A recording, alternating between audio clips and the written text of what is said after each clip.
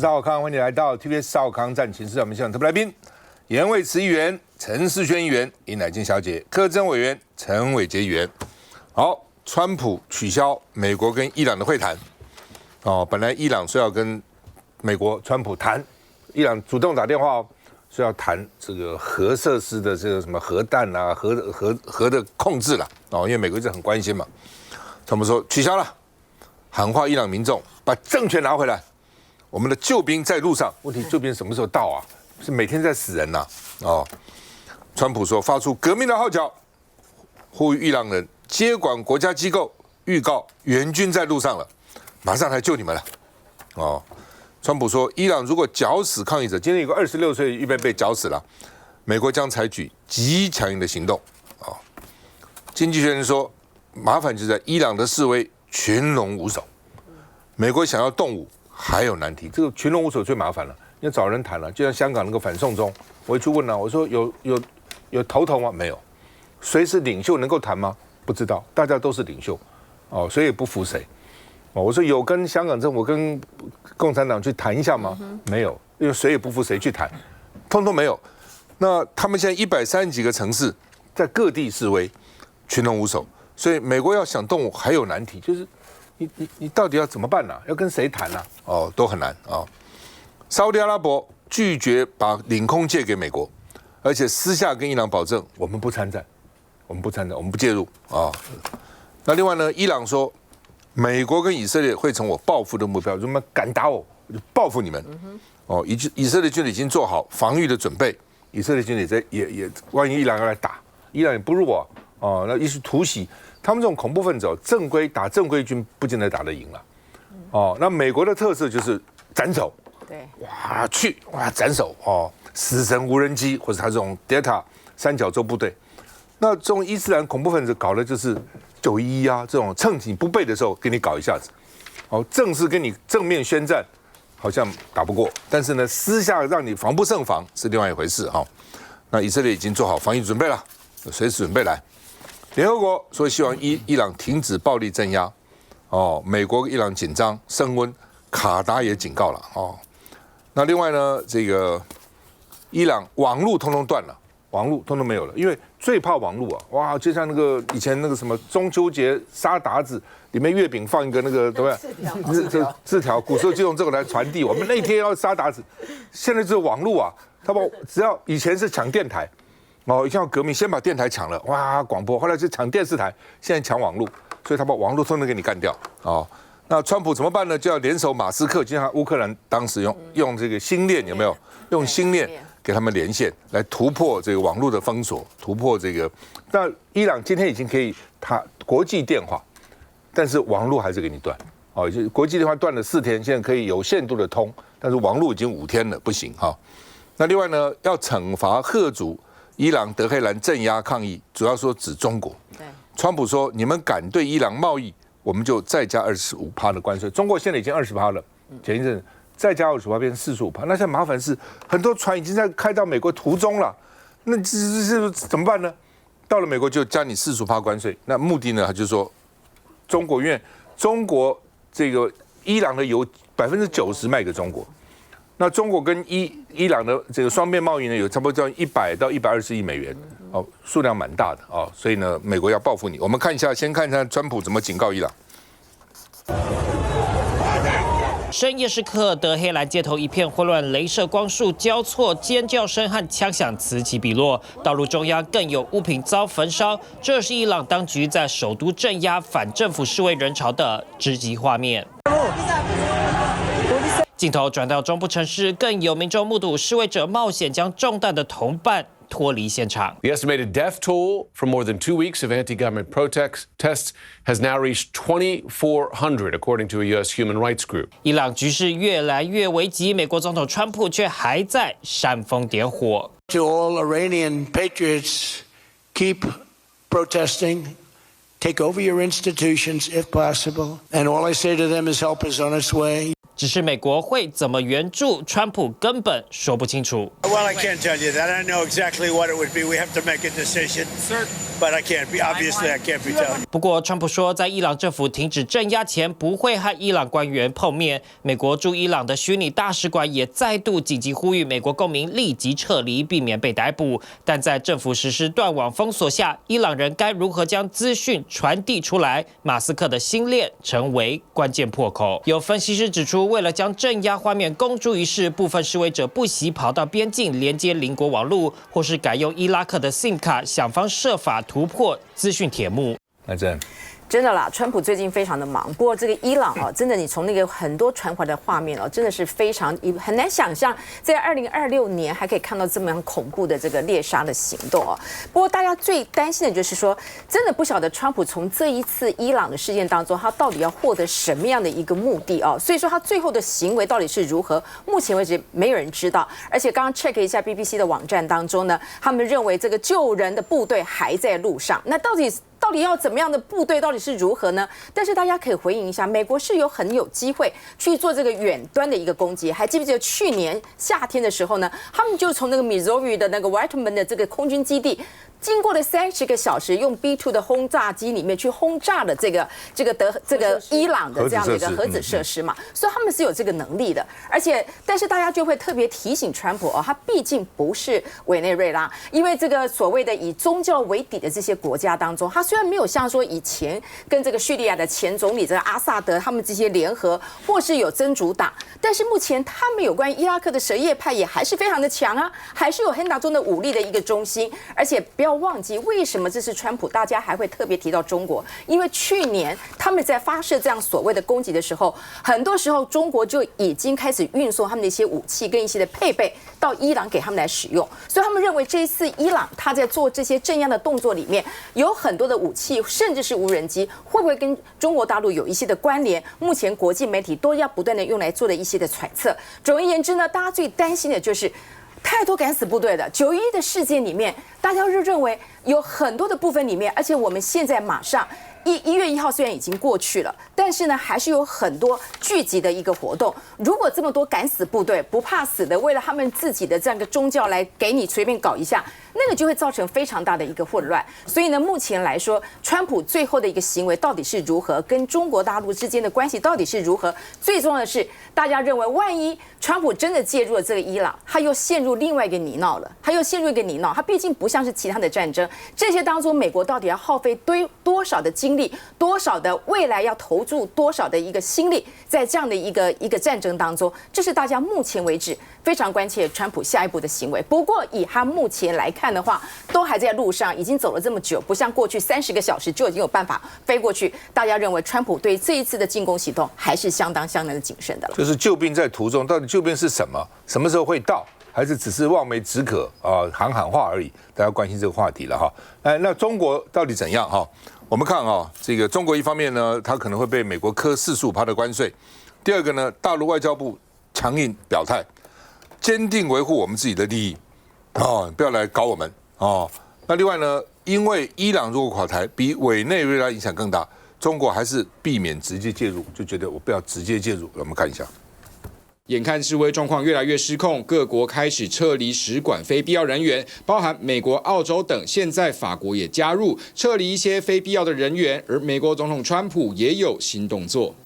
自家社群平台发文说，即刻起，任何与伊朗进行贸易的国家与美国进行的所有业务都将被征收25%的关税，而且此命令是最终还是决定性的。中方希望伊朗政府和人民能够克服当前的困难，保持国家的稳定。我们一贯反对干涉别国内政，一贯主张各国的主权和安全都应当受到国际法的充分保护。外媒分析，中国大陆可能会受到最大影响，关税将跳增至45%。去年11月，大陆向伊朗出口价值62亿美元商品，进口约28.5亿，这还不包含从未透露的石油进口数。分析人士预估，大陆近年透过中间商大量进口石油，占伊朗石油贸易总额高达90%以上。麦乃金。其实志仁刚才讲的就是重点，就是说川普对于伊朗的行动目标究竟是什么？哈，你今天如果说伊朗呢真的是公开的对于所谓的这些的抗议分子呢在进行这个绞刑的话，你说你要救援他们，你怎么救？好，而且最大的麻烦呢，就是刚才这赵先已经提到了，就是在伊朗的境内，他们现在呢内部呢并没有产生一个足够去制衡这个哈梅尼政权的这样子的一个力量哦，就是他们在精英的团体之中间有抗议的声音，但是没有一个势力出来。今天假设好，如果说呢，美国呢真的对于伊朗哈，对于哈梅尼政权这个神权政治采取了有效的这个斩首行动，你让他们垮台了之后，这个谁接班？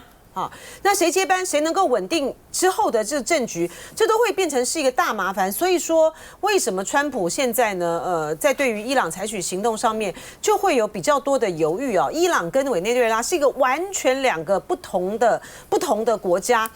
委内瑞拉呢，距离美国近，而且它以波多黎各为基地啊，它经过了半年的演练之后呢，采取这种突袭的战略呢，一举到手，然后在没有损伤的情形之下呢，就生擒了马杜罗夫妇。你能够这样对伊朗做到吗？如果说今天沙烏地呢真的是做出了这样的承诺，他的军事基地不提供给美国来做他前进到伊朗采取军事行动的这个基地的话，美国在那个地方的部署以及它的各种的突击的作为，就会受到很大的限制哈。那中东的这些国家愿不愿意搅到这个战局，真的是要取决于美国在当地，你对于伊朗你到底是有些什么样的盘算？你可以采取各种不同的样做法，比如说你今天是再次的派出隐形轰炸机，然后呢去轰炸它的核子设施，因为他们上次并没有轰炸完整嘛哈。我再次的轰炸它的核子设施，轰炸它的导弹基地，然后可是这样子顶多只是给和梅尼政权一种震慑的效果，它并不足以使它倒台啊。那如果只是这样的话，对川普来讲够不够？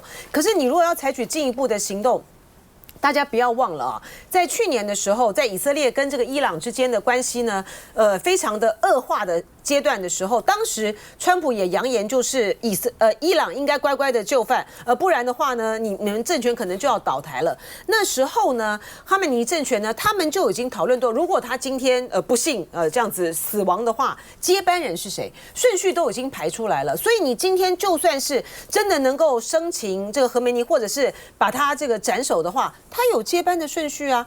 最重要的是，你内部没有一个足以支撑的这个力量的话，你就不会像委内瑞拉现在的局势。委内瑞拉这个马杜罗被抓走了之后，现在委内瑞拉的就只有听着川普的话，好来做他后面的事情。因为你全盘的，你不管是经济各方面的政局呢，都掌握在美国的手里。伊朗可不是这么单纯的国家，所以他要谨慎再谨慎。休息一下再回来。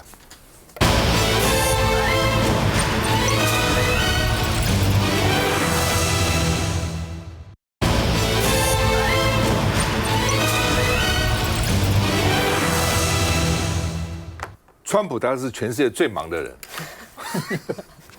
那边委内瑞拉还没搞完，哦，他又变成委内瑞拉的 acting president， 就是啊，代理总统，哦，还有他的国务卿卢比欧去当古巴的总统，哦，然后呢，这边还要警告哥伦比亚，那边还要拿格陵兰，这边又是伊朗，真忙哦，还有加拿大变成他的51州，墨西哥也要给我注意，川普放话，我迟早要把格陵兰拿下来 ，sooner or later， 格陵兰就是我的，哦，囊中之物。当地的居民就担忧说：“哎，这次好像不是开玩笑。”川普现在讲话，没有人认为他是开玩笑了。对，以前都认为他是开玩笑。还是拿了马杜罗，Taco 有没有哈？Chicken out。这一次打了这个委内瑞拉，把马杜罗这样抓回去以后，大家认为他讲真的，所以这次不是开玩笑，确实是讲真的了啊。那另外呢，这个丹麦总理说，我们在美国跟丹麦之间，格陵兰的这个总督说，我们宁愿选择丹麦。格陵兰说3不：不想被美国拥有，不想被美国治理，不想成为美国的一部分。哦，所以呢，格陵兰的总理这个格陵兰的总理叫做尼尔森 （Nielsen）。哦，他说我们不想成为美国的一部分。川普火了，他是谁？我都没有听过他，他凭什么讲这个话？哦，川普火大了，哦，他是谁啊？哦，你哪位？哦，所以呢，因为格陵兰要选择丹麦，不选择美国，美国一定觉得与其让川普这种一定不解了，说为什么不选我美国呢？但我美国不是很好吗？一个还可能给你们10万美金呢，为什么不当美国人呢？他不了解欧洲人，其实我的认识欧洲人看不太起美国人的，欧洲人看不起美国人，哦，那在文化、在历史各方面都看不起的。比如说我们常常讲说，欧洲一个人要看一个人到底要不要尊敬他，哦，不是有钱就可以了，要看他到底这个钱怎么来的。哦，是不是这种白手起家的，还是继承的？他爸爸是干嘛的？他祖父干嘛？这个家庭的怎么？美国人很简单，美国人看人的这个标准就有没有钱，有钱我就觉得不错，没有钱就不行。欧洲人除了钱还看很多，这是最大的差别。所以欧洲人基本上看不起美国人的，就是像格陵兰州，你叫他在丹麦跟美国选，他选丹麦，不要选美国。川普可能很说，不当然选美国，美国这么强，不选美国呢？欧洲看法是不一样的啊。那时候我在美国公司做事，欧洲跟美国都要我去那边学管理，因为我是学机械的嘛，学工程。欧洲人就是当然在欧洲，美国学什么？到欧洲来，我们尊重多元文化，尊重不同的这个国家。美国人就是不行啊，等等，就是欧洲人基本上跟美国人的看法是看不起的啊。那丹麦首相发出警告说，美国如果攻击乌克兰，北约会终结。那川普就讲了，北约终结就终结，我哪有在乎北约？我哪乎在乎？我根本就想退出北约了，终结就终结吧。哦，那美国第51州换地方了，原来是加拿大，现在可能变成格陵兰。哦，51州，美国50州嘛，现在变50，到随后变成51州。川普说软的不行，我就来硬的。哦，所以丹麦外长赶快跑到白宫，本来是要跟这个国务卿谈话的，副总统也强势来谈判，打群架，我也来了。他这个副总统范式是很强势的哦。上次你记不记得那个乌克兰总统去泽连斯基去，也被他当场骂，你不感激美国，你从来不感激美国，害得这个吓得这个泽连斯基现在每次都要言必感谢美国哈。那另外呢，川普说为什么我要拿格陵兰？因为中国、俄国恐怕把格陵兰占据啊。大陆外交部说我们哪有占据格陵兰呢？你不要拿我们当借口啊！哦，就偏偏拿我们当借口，搞了半天你自己想要，怎么拿我们当借口呢？我们看一下。船停靠岸边，周围被大雪覆盖。这里是丹麦领土的一部分，也是美国总统川普心心念念想要拥有的格陵兰。Donald Trump says there's Russian and Chinese ships here. Where are they? There's no ship from China or Russia. CNN 记者跟着格陵兰的海豹烈士出海，的确没有拍到中俄的船只出现。格陵兰因为控制着北极航线的进出，已经成为美国与中俄的必争之地。Geographically strategic, sits right between the US and Russia, adjacent to newly thawing polar shipping lanes. 面对大陆俄罗斯的北极圈扩张，格陵兰的地缘位置有助遏制两国企图心。岛上的稀土、石油、天然气等资源更是重中之重，也是川普眼中的必收品。It is the worst case scenario that, in a month I'm American. We don't even have military in Greenland. We wouldn't be able to resist the American military. 但当地人认为，如果真的觉得格陵兰重要，川普可以透过通话，而不是強迫接管，甚至是吞并。People are reporting difficulties to sleep. Så vil jeg gerne gentage, Grønland er ikke til salg. I dag har vi drøftet vores samarbejde mellem Grønland og Danmark. 格陵兰与丹麦外交部长即将在华盛顿面见美国副总统范斯及国务卿卢比欧。在这之前，格陵兰总理已经先和丹麦总理会面，重申不会卖掉格陵兰的决心。那魏姐。就是说，其实我们看到整个国际秩序已经在重新排列当中哦。不管从川普这样的一个出手，所以我们可以发现说，当国家安全为由，然后到处对于领土或者对于国家的主权去做这样挑战的时候，说真的，我们对于这样的一个国际秩序，真的要重新来审视。就是说，过去我们对于一个主权主张，不管刚刚我们提到的格陵兰，不管是伊朗或者说委内瑞拉这些也好，就是说，一个主权独立的国家，那美国可以包装这样的一个理由到他的国家去，来说他要维护这个世界和平，维护他的国家安全，然后来做这样的一个不管是并吞或是侵扰，或是说那个来影响人家国家的这个主权的一个作为。说真的，让我们觉得非常对于现在整个国际的一个局势要重新的改观啊，包含我想这个川普上任以来说的真的也是话题不断哦。那面对整个全世界的国家，就像刚刚也提到，就说他想说这个中国大陆会并吞这个可能也对格陵兰有这个意思，所以他必须要先来做这个事情。但其实说真的，如果说人家格陵兰跟丹麦都已经一起联合声明说，我们也就算我有选择，我也要选择丹麦，我不会选择美国的时候，那这时候川普又告诉他说，抱歉，你不能选择，你只能选择我。说真的，这样的一个国际秩序，说真的是我们要看到，或过去我们所念的这些书所提到一些国际安全的一个状态嘛。所以这个时候我们必须重新审视，就从这几个月以来，我们对于整个强权，它到底是维护世界和平，还是说只基于国家的安全或国家利益来做这样的一个出征的一个动作？说真的，我们必须要重新来审视。对你刚刚讲，我有什么台大政治就国际关系组了，政大外交系都白念了，川普根本不管你们那一套，川普搞他自己的，我也是，应该念房地产。也确实哦，我们以前在念这个国际关系的时候，这个即便大家都说，这个现实主义哦，有各种的变形嘛，哈，无论是新现实主义，在川普身上我们都看到。确实是不同于以往他的这个新的这个战略思维也好，或者新的这个在国际上面的表现，其实都让大家会觉得跟往常绝对是不一样。但我看到是说，其实美国在讨论格陵兰岛，也不是只有现在才讨论，其实他从19世纪的时候一直想要，就一直在讨论要不要买格陵兰岛。哈，那长久以来，这个格陵兰岛对美国来讲一直都是在军事上面的一个空洞地区。他们认为，在这么接邻这个俄罗斯，好，那又是在这个北极的地区，他们认为美国在这个地方的安全是一个大漏洞。相较于俄罗斯而言，好，他们甚至是美国的知名的这个智库兰德智库，在2021年就做过一个调查，他们是认为说，假设真的要紧急行动，俄罗斯在格陵兰岛附近的行动可能会比美国来的更有效率。甚至这个兰德公司哦，这个也提出一个一个报告的担忧是说，如果格陵兰岛它有一天它正式的独立之后，会不会受俄罗斯的影响会比美国来的大？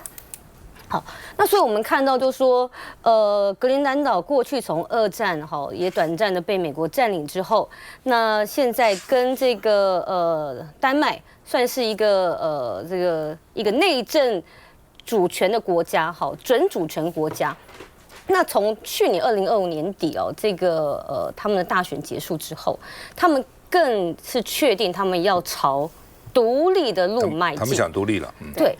那这个独立的路迈进，那想必就其实跟台湾一样。